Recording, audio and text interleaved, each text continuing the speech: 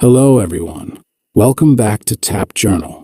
A medical professional entrusted with the preservation of life instead becomes the primary instrument of its termination across two major German hospitals.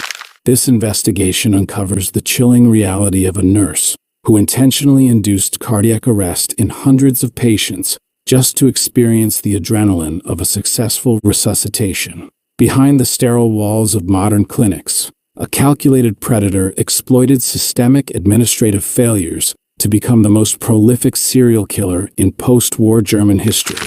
The narrative begins in the late 1990s, when a young man named Niels Högel followed in his father's footsteps to pursue a career in nursing. According to personnel files from the Oldenburg Clinic, he began his professional journey in the intensive care unit during the summer of 1999. Colleagues initially viewed him as a dedicated staff member who was surprisingly calm during high-pressure medical emergencies. However, internal hospital records later revealed a statistical anomaly where death rates significantly increased whenever he was on duty. By the year 2001, the atmosphere at the Oldenburg Clinic began to shift from professional concern to quiet suspicion among the nursing staff. According to investigative reports from the Oldenburg Police Department, several doctors noticed that Högel was frequently present during sudden, unexplained patient collapses. These incidents often involved patients who had previously been in stable condition and were expected to recover fully.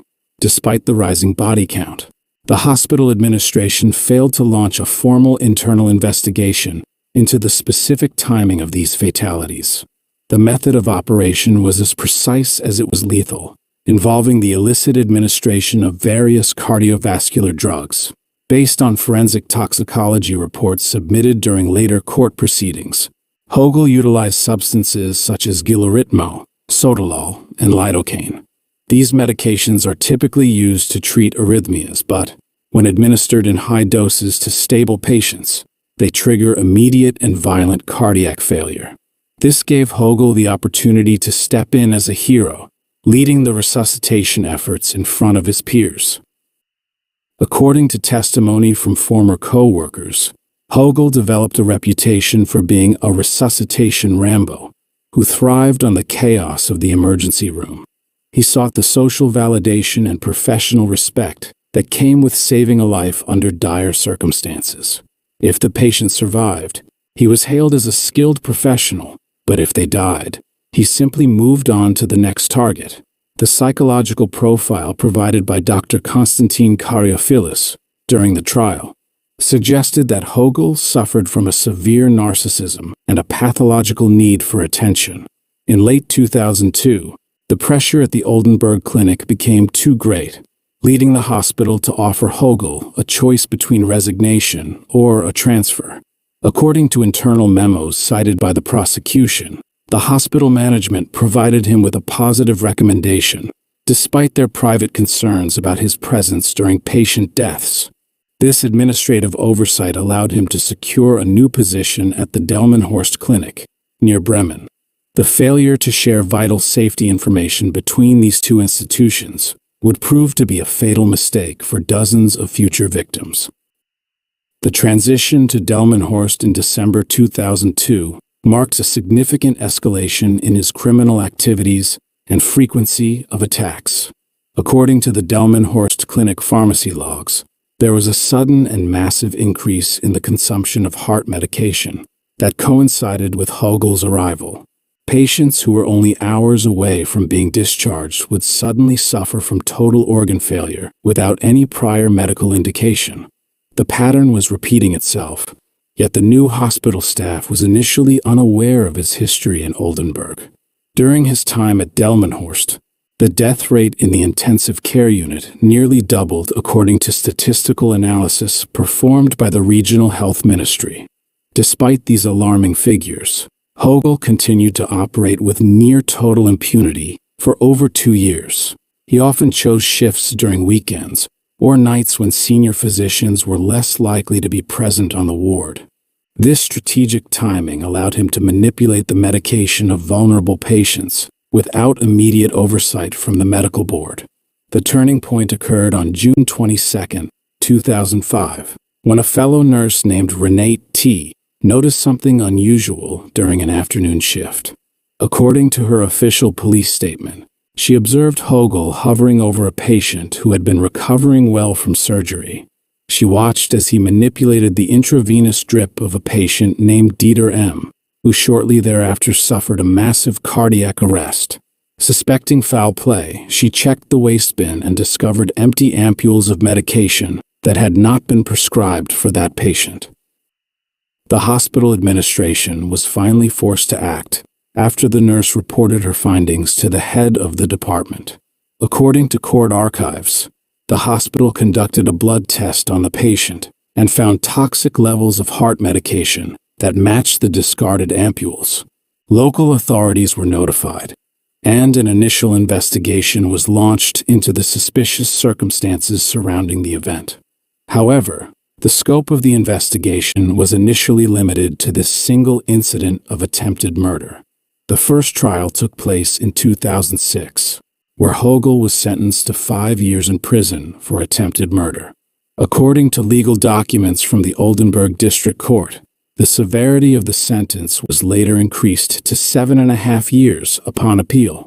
During this time, the families of other deceased patients began to voice their concerns about the high mortality rates during Högel's shifts. They pushed for a more comprehensive investigation that would look beyond the single incident in June 2005. In 2014, a new investigative task force named Cardio was established to re-examine the medical records of every patient who died while Högel was on duty. According to statements from Chief Inspector Arne Schmidt, the task force analyzed thousands of files from both the Oldenburg and Delmenhorst clinics. They discovered a staggering correlation between Högel's work schedule and hundreds of unexplained deaths.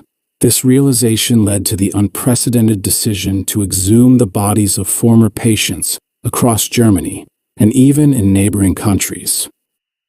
The forensic process was exhaustive, involving the exhumation of over 130 bodies to search for traces of the lethal medications. According to the Institute of Legal Medicine at the University of Hamburg, scientists had to develop new testing methods to detect substances like adrenaline years after burial. The results were horrifying, as toxicology reports confirmed the presence of these drugs in dozens of remains. These findings provided the physical evidence necessary to charge Högel with a massive count of serial murders. In 2015, a second trial resulted in a life sentence for 2 murders and 2 attempted murders. However, the Cardio Task Force continued its work, uncovering more evidence that suggested the true scale of the crimes was much larger.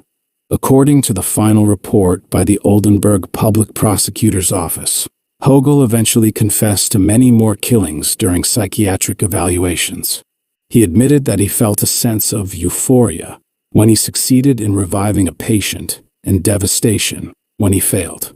The final trial, which commenced in late 2018, was one of the most complex in German legal history.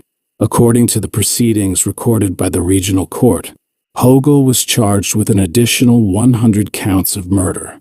The courtroom was filled with the families of the victims, seeking answers for the sudden losses they had endured years prior. During the trial, Högel expressed regret for his actions, but the prosecution argued that his remorse was a calculated attempt to gain sympathy from the judges. In June 2019, the court delivered its final verdict, convicting Niels Högel of 85 counts of murder and sentencing him to life imprisonment. According to the sentencing remarks by Judge Sebastian Berman, the scale of the crimes defied human imagination and pointed to a total failure of the medical monitoring systems. The judge noted that the actual number of victims is likely closer to 300, but many cases could not be proven due to the cremation of the remains. This makes him one of the deadliest serial killers in the world outside of wartime contexts. The investigation also turned its focus toward the hospital staff and administrators who had failed to intervene. According to reports from the German news agency dpa, Several former colleagues and supervisors faced charges of perjury and negligent homicide for their silence. The prosecution argued that the culture of looking away within the hospitals allowed Högel to continue his killing spree for years. This aspect of the case led to a national debate in Germany regarding hospital safety and the legal obligations of medical staff to report suspicious behavior. The financial and emotional toll on the victims' families has been immeasurable, leading to significant changes in German law. According to the Federal Ministry of Health, new regulations were implemented to ensure better tracking of high-risk medications in intensive care units. Hospitals are now required to maintain more transparent mortality statistics and undergo regular independent audits. These measures aim to prevent a repeat of the systemic failures that allowed a single individual to manipulate the boundary between life and death so easily. Psychologists who studied the case for the court archives highlighted the God complex that often drives medical serial killers. According to the forensic analysis, Högel did not necessarily hate his patients. Rather, he viewed them as tools for his own emotional gratification. His ability to blend into a professional environment while committing such atrocities remains a subject of intense study for criminologists. The case serves as a dark reminder that the most dangerous predators are often those who are given the most trust by society. Niels Högel remains incarcerated in a high-security prison, serving a sentence that ensures he will likely never be released. According to prison records, he continues to be monitored closely due to the high-profile nature of his crimes and the potential for self-harm. The legacy of his actions continues to haunt the German medical community, serving as a permanent scar on the history of modern healthcare. The families of the victims continue to hold annual memorials, ensuring that the names of those lost are remembered even as the details of the killer's life fade into infamy. The investigative journey into the life and crimes of Niels Högel reveals a terrifying intersection of individual pathology and institutional negligence. According to the final summary by the Cardio Task Force, the true number of victims may never be fully known, leaving hundreds of families in a state of permanent uncertainty. The case stands as a monumental failure of the duty of care, proving that even in the most advanced medical systems, vigilance remains the only defense against the unthinkable.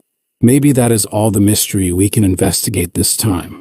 And do not forget to click subscribe and like this channel so you do not miss other crime mysteries. See you in the next unsolved case.